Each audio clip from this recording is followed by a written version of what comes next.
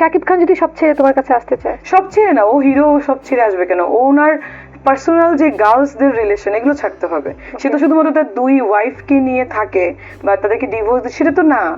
সে তো অনেক অনেক গার্লফ্রেন্ডই তার থাকে, সো ওইটা বন্ধ করতে হবে না।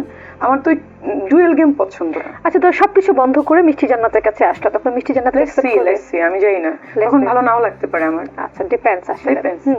আমরা সিনেমায় দেখি অনেক গ্যাংস্টার কিংবা ভিলেনরা আসলে অনেক নায়িকাকে পছন্দ করে, নায়িকাদের সাথে প্রেম করতে চায়, বিয়ে করতে চায়, রাইট? তো বাস্তব জীবনে যদি আমরা যাই, তো মিষ্টি জান্নাতকে কোনো গ্যাংস্টার ভিলেন টাইপের কেউ কখনো অফার করেছে? ভিলেন বলা যাবে না, দে ওয়াজ পলিটিশিয়ান, স্টিল নাও একজন, এখনো পলিটিশিয়ান, আগের আমলেও ছিল। অনেকদিনই বলছে যে তুমি যদি আমাকে পছন্দ না করো তোমাকে তুলে নিয়ে যাবো। আমি বলেছি আমার ওয়েট ভালোই আছে মোটামুটি, ক্যারি করতে পারবেন না, প্লিজ আমার বাসার লোকেশন দিচ্ছি, আপনি চলে আসেন।